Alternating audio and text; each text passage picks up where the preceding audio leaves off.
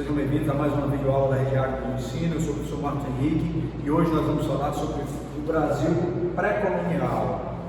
Show? Só lembrando para vocês que na videoaula passada nós falamos um pouquinho sobre os povos pré-colombianos e os povos africanos, as civilizações africanas durante a Idade Média. Diferentemente dos povos pré-colombianos ou incas, maias e astecas, que eram grandes civilizações aqui na América, os índios do Brasil não formaram essas grandes civilizações. E quando os europeus chegaram aqui ao Brasil, no caso os portugueses, eles se depararam com povos que viviam ainda em organizações tribais. E esse período chamado pré-colonial foi um período que durou 30 anos, que vai de 1500 a 1530, em que os portugueses efetivamente vinham aqui somente para extrair algumas riquezas, como o pau-brasil, e voltavam para a Europa, mas sem a finalidade de montar uma estrutura de exploração colonial sistemática, beleza? Então isso acontece só a partir de 1530, por isso que esse período é chamado de período pré-colonial. Vamos começar aqui então, tá? Primeiro vamos falar um pouquinho sobre as sociedades indígenas. Os índios, existiam centenas de grupos indígenas diferentes no litoral brasileiro, no Brasil como todo, também no litoral. Quando os europeus chegaram, os portugueses, quando chegaram e avistaram os índios, imaginaram que fosse um povo só. E aí assim, os dois grupos étnicos que eles tiveram mais contato ou maior proximidade, tupis e os guaranis, eles acharam que faziam parte de um mesmo grupo, que eram de cultura iguais. Portanto, eles passaram a associar a essa existência desses povos indígenas como se fosse uma única tribo, tá? Tupi-Guarani, por exemplo. Porém, existiam os Jesus, os tapuias, existiam os carajós, existiam os caribis, tremembés, existiam uma diversidade grande de povos indígenas com culturas muito diferentes, a partir de idiomas diferentes, organização, crenças diferentes. Coloquei aqui alguns desenhos, grupos diferentes de índios. Cada grupo indígena usava adereços diferentes, pintavam seus rostos, seus corpos de formas diferentes, as danças, a maneira de se organizar, até o entendimento da origem da vida para eles era diferente de um grupo para outro, tá? Mas também existiam características comuns. E só fazer outra observação, aqui a gente percebe que são tribos indígenas, aqui uma tribo Caiapó e uma tribo Xingu, tá? Então você percebe a diferença dos desenhos que eles fazem, tá? Pintam, embora a maior parte dessas pinturas sejam tiradas da mesma semente, a semente de urucu, tá? Existiam outras formas também de se extrair a tinta. As características comuns dessas tribos indígenas aqui no Brasil: forma de sobrevivência, que era utilizando a natureza como meio de sobrevivência, lembrando que a perspectiva ecológica do índio ele é consciente, o índio ele é sobrevivente, ele não tira duas frutas da árvore se ele não precisar comer as duas, porque se ele tirar, a outra vai estragar. É melhor ele deixar lá e no outro dia ele ir e comer a outra fruta que vai estar lá ainda em condição de ser comida, do que ele tirar as duas e guardar, uma vai ficar pouca. Portanto, ele utiliza a natureza de forma muito mais adequada, tá? A organização do trabalho, os índios, existia uma divisão das tribos indígenas, e isso era comum em todas as tribos. Homens, mulheres e crianças trabalhavam, todos trabalhavam, porque todos se beneficiavam, e o benefício era coletivo, tá? Desse trabalho. E não havia a perspectiva de acumulação de riqueza. Nas tribos indígenas não tinham essa perspectiva comercial ainda, tá? E aí chegaram os europeus, no caso do Brasil, os portugueses. Os portugueses chegam ao Brasil dentro de um contexto muito específico. O mundo está vivendo as grandes navegações, e os portugueses são os protagonistas desse processo, juntamente com os espanhóis. Os portugueses haviam chegado às Índias, ganhavam fabulosas fortunas com o comércio das famosas especiarias. Aqui eu coloquei algumas especiarias. O que são especiarias? Temperos, noz moscada, pimenta do reino, enfim, tá? E essas especiarias geravam uma riqueza fabulosa para os portugueses. Então os portugueses, em 1500, vivenciando todo o apogeu desse comércio com as Índias, das especiarias, não teve interesse em explorar de forma sistemática o Brasil, tá? Por isso mesmo, o Brasil passou 30 anos sem a presença dos europeus de forma sistemática. Tá? Aconteceu a chegada dos europeus a partir da expansão comercial mercantilista, ou seja, o mercantilismo era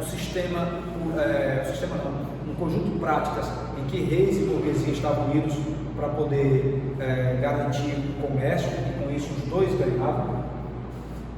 E dentro de uma perspectiva mercantilista tinha um colonialismo. O que é isso?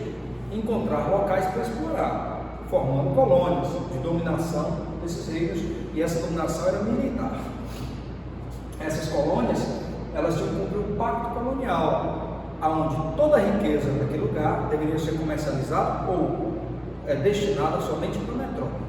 Tá? E os modelos de colonização que a gente vai encontrar nesse período são dois: colonização de povoamento, que foi comum nos Estados Unidos, e a de exploração, que foi comum aqui no Brasil. Então nós tivemos uma colonização de exploração e os Estados Unidos de povoamento. Professor, os Estados Unidos, quer dizer que eles não exploraram, os ingleses não exploraram os Estados Unidos? Exploraram, porém lá existe uma diferença entre a colonização do norte dos Estados Unidos e do sul. No norte existiu uma certa liberdade, muitos povos foram para lá porque muitas famílias foram morar lá no norte dos Estados Unidos porque os ingleses o rei inglês estava expulsando essas famílias da Inglaterra. Isso também tem que ser percebido, porque senão você pode pensar que os ingleses saíam da Inglaterra com vontade de morar nos Estados Unidos. Isso não é verdade. Boa parte da população que formou os Estados Unidos é porque estava sendo expulsa da Inglaterra por conta da reforma protestante, tá bom? Então, esse é o contexto pelo qual aconteceram as grandes navegações. E aqui as caravelas portuguesas, né? O período pré-colonial começa quando? 1530, 1500 a 1530. Portugal, voltado para as especiarias, abandonou o Brasil. E o Brasil não apresentava tantas riquezas atraentes ao Portugal. A riqueza mais aparente que ele encontrou de imediato foi uma madeira que os portugueses já conheciam, o pau-brasil, que já existia na Índia. Só que aqui existia em grande quantidade. E qual a utilidade dessa madeira? A madeira do pau-brasil está aqui, ó. Uma árvore de pau-brasil é essa aqui. Não é aquela árvore que tem aquela sementezinha vermelha, não é aqui, não. O interessante do pau-brasil é aqui, ó. Quando você abre, como essa aqui que está aberta, lascada nessa madeira aqui, ó, esse sumo vermelho serve para atingir tecido. E o vermelho, pessoal, era difícil de ser conseguido naquela época, e era a cor que os reis adoravam, pelo grau de dificuldade em se conseguir tingir os tecidos dessa cor. Tá? Então, o pau-brasil era muito valorizado na Europa, existia em grande quantidade no Brasil. O rei de Portugal, então, através de uma prática monopolista, vendeu o direito de explorar o pau-brasil por alguns anos para um cara chamado Fernando de Noronha, aquele mesmo que encontrou o arquipélago que hoje tem o nome de Fernando de Noronha. Beleza? Então, olha só, a exploração do pau-brasil foi o que caracterizou o período pré-colonial. E aí a gente tem características específicas desse período. Quem é que explorava o pau-brasil? Quem é que tirava essa madeira lá da floresta e levava para a praia? Os índios. Através da mão de obra escrava? Não, senhor. Por que os portugueses não escravizaram imediatamente os índios? Porque se os índios tivessem que ir na floresta, tirar a árvore e voltar para a praia na condição de escravos, eles entravam na floresta e não voltavam mais. E os portugueses não tinham esse conhecimento sobre todo o território, como os índios, portanto, não era viável para os portugueses a escravidão, mas sim o comércio com o pau-brasil. E os portugueses atribuíam presentes aos índios, né? Miçangas, coisas que para os portugueses não tinham tanto valor, mas para os índios eram novidades.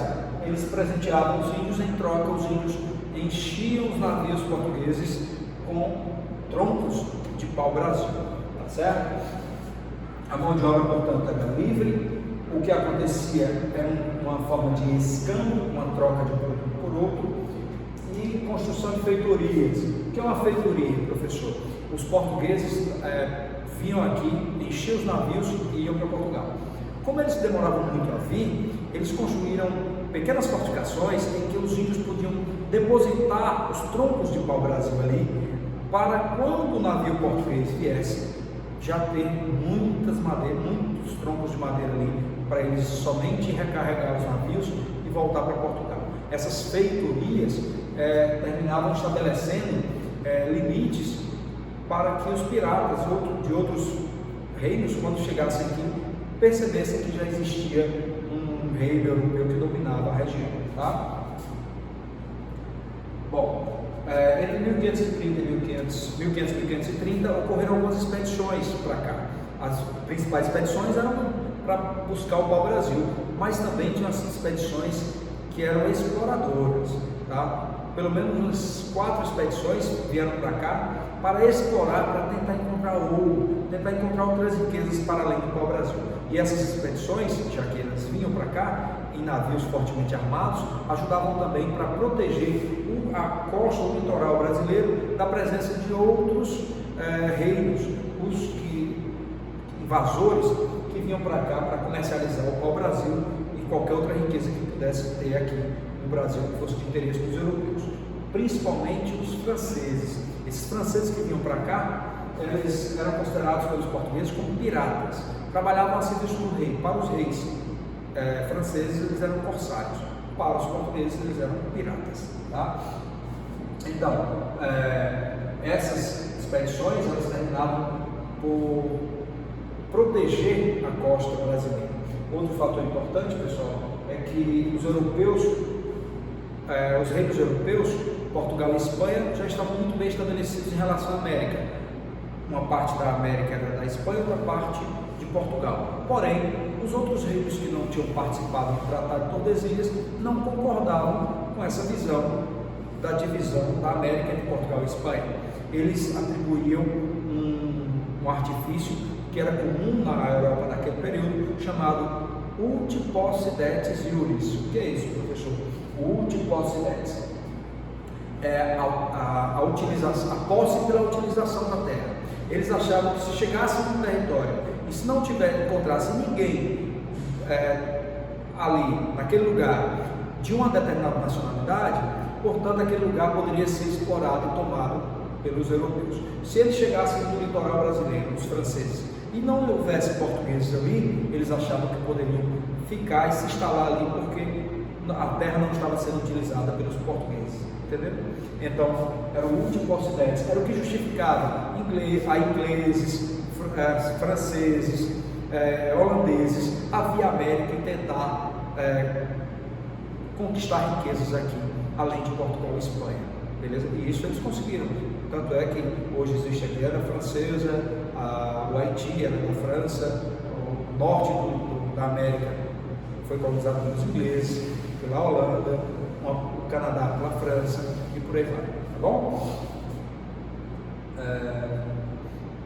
E é isso. Durante esse período todo, chamado pré-colonial, o Brasil não foi colonizado efetivamente, mas Portugal também queria garantir a posse da terra. Só um detalhe importante, galera: nesses 30 anos, o comércio com as especiarias indianas começa a declinar, e com isso os portugueses começam a voltar seu olhar para o Brasil, começam a perceber que eles podem montar um sistema de exploração sistemático aqui no Brasil a partir da fertilidade do solo. E aí eles começam a trazer para cá, a partir de 1530, por volta de 1532, 34, começam a trazer cana-de-açúcar para o Brasil, para começar a plantar aqui, criando aqui um sistema de exploração sistemático. É a partir daí que temos a nossa colonização, de fato, começada pelos portugueses. Beleza, galera? Valeu, essa foi a nossa videoaula de hoje. Forte abraço. Leia o material do SAI, Prepare-se para as avaliações. Nos vemos na nossa próxima vez. Valeu, galera. Fui. Tchau.